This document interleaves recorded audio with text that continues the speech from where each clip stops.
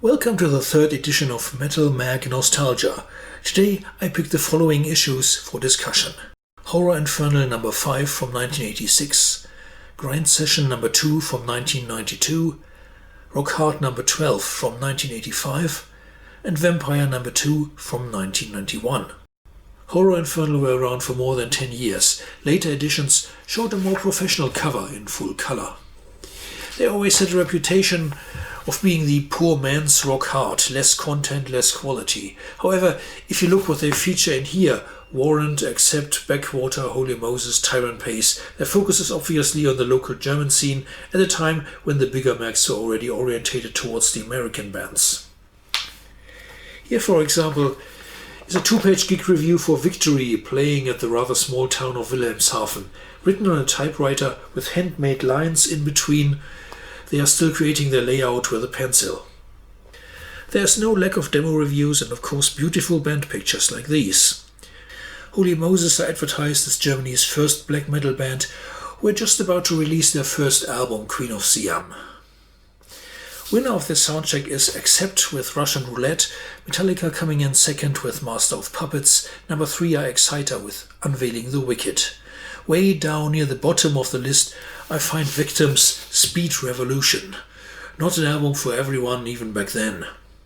Grind Session made a couple of interviews with well-known bands such as Dismember, Cannibal Corpse and Type O Negative, but chose this band for the cover. Accessory were a death metal band who only made a few demos and never got signed. But it's great to have a small band on the cover, most likely the only time in their career, because that's what underground is all about. Write about those others don't write about. Grind Session have a 14-page movie special in their magazine. It's part of their concept to be a mixed music and movie fanzine, since death metal fans oftentimes like horror movies. But as a consequence, other kinds of metal music are hardly to be found in here. 5 pages of album reviews and almost as much, 3 pages of demo tape reviews are included. They don't have a sound check, but the highest marks in their reviews go to Entombed, Pungent Stench, Master and Benediction. It's pretty cool and the layout looks quite clean for the early 90s. Rock Hard featured Slayer on the cover plus Hyrax, Warlord, Abattoir, Savage Grace. It's the American thrash, speed and power metal scene they support most of all. Kind of strange is the Exodus feature. They just reprint the lyrics from the Bonded by Blood album.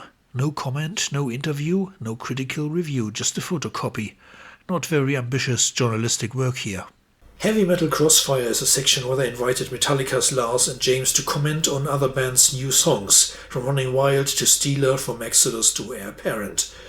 They find something negative to say about almost everyone.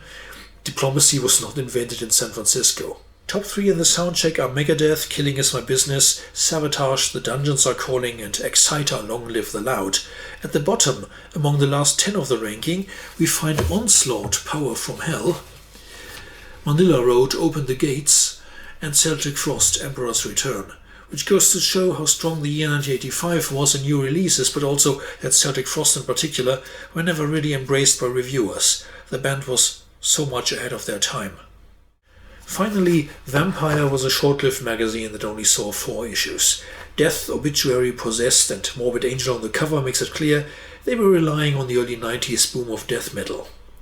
With a much more commercial approach than the aforementioned Grind Session, but a good choice of bands as you see here.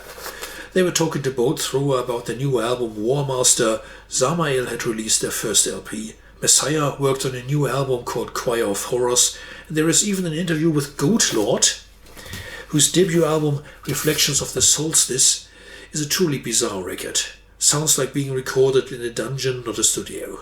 Then we have a remarkable tour report. Incubus and Disharmonic Orchestra were traveling for several weeks from the Netherlands to Spain, wrecking countless venues on the way. Funny. There are hardly any album reviews on the mag, which is definitely too thin. It's basically just a top 10 selection, which new LPs they'd recommend, including Cancer's Death Shall Rise, Massacres from Beyond, and surprisingly, Blitzkrieg's 10 Years of Blitzkrieg. Good night.